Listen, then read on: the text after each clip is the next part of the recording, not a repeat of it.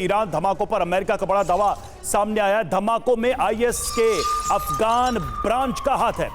IS के Afghan branch ने किए ईरान में धमाके। यूएस इंटेलिजेंस की रिपोर्ट के हवाले से यह दावा किया गया है।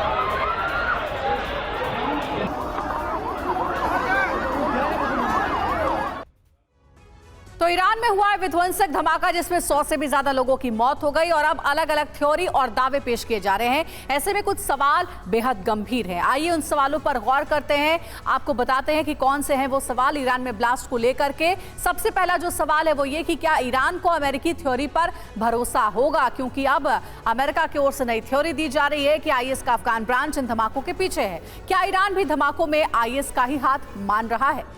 यूएस और इजरायल पर ईरान के आरोपों का क्या होगा? सुलेमानी की कब्र पर हमले की क्या सजा देगा ईरान? क्या इसका बदला लेगा? सुलेमानी की कब्र पर हमले की किसे सजा देगा ईरान? ये भी एक ईरान के सामने सवाल है, क्योंकि अभी तक ये फिक्स नहीं कर पाया कि इसके पीछे असल में कौन जिम्मेदार है। क्या अमेरिका में धमाकों के से पीछा छुड़ाने की बेचैनी है, क्योंकि अमेरिका की तरफ से ये क्लैरिफिकेशन आया है कि अफगान ब्रांच की तरफ से ये हमले किए गए हैं। कैप्टन श्याम, अब सवाल यही है कि किसने धमाका किया? ईरान किससे बदला लेगा? अमेरिका ने साफ कह दिया कि अफगान ब्रांच है, आईएसआईएस ने जिम्मेदारी ले ली, तो ऑप्शन क्या है ईरान के पास? वो झंडा लाल तो लगा रहे हैं, किसके खिलाफ लगा रहे हैं, क्या उनको पता है?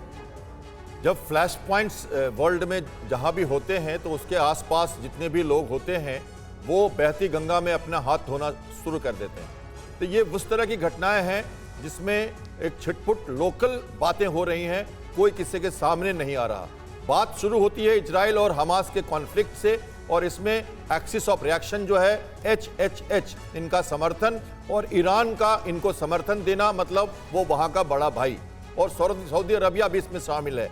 तो लगातार ये घटनाएं जो हो रही हैं, या तो उनके जनरल को, ब्रिगेडियर को मारना, या तो ये जो मस्जिद पे अटैक हुआ, या बहरीन के शिप्स का जाना, यूएस प्रॉस्पेरिटी गार्डियन के अंदर काम करना, रेड सी में भर्त्सना करना पर सहयोग नहीं देना ईरान का, ईरान के वॉरशिप्स का वहां जाना। तो ये प्रॉक्सी वॉर का लगातार हमें एक झलक ये लगातार दिख रही है, लेकिन डायरेक्ट कोई भी किसी से लड़ना नहीं चाहता, ये बहुत क्लियर है। इसलिए अमेरिका अपनी बात, अपना पीछा ही छुड़ाएगा, क्योंकि वो डायरेक्ट नहीं आएगा, आईएस को देगा उसकी जो जवाबदेही उनको देगा, और ईरान को कोई मौका नहीं देगा कि वो कॉन्फ्रंट करे।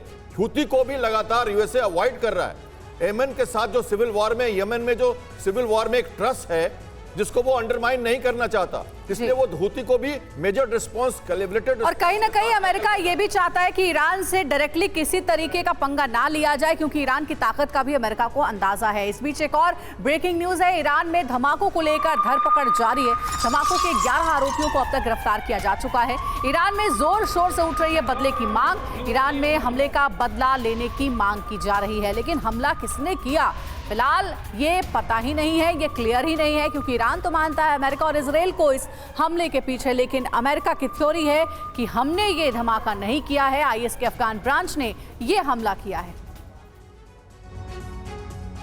और आइए समझते हैं कि धमाकों को लेकर ईरान की ओर से और अपडेट क्या है। कुछ फैक्ट्स जिस पर हम नजर डालते हैं। ईरान धमाकों में 11 गिरफ्तार हुए हैं। देखिए अब तक की बड़ी जानकारियां क्या है इस धमाके से जुड़ी है। 2 ऐसे लोगों को पकड़ा गया है जिन्होंने धमाके में मदद की है। एक बड़ी जानकारी तो ये, इन दोनों पर 2 सुसाइड बॉम्बर्स की मदद का आरोप है। साथ ही ये दोनों गिरफ्तारी ब्लास्ट वाले शहर करमन में ही हुई है। करमन में ही धमाका हुआ था और बाकी के 9 लोगों को अलग अलग जगहों से पकड़ा गया है और इनसे अभी पूछताछ चल भी रही है। ट्विन धमाकों से इन सभी 11 के लिंक बताए जा रहे हैं, इनका कनेक्शन जोड़ा जा रहा है। तो ये अभी तक की बड़ी जानकारियां इन धमाकों से जुड़ी जो ईरान के पास है।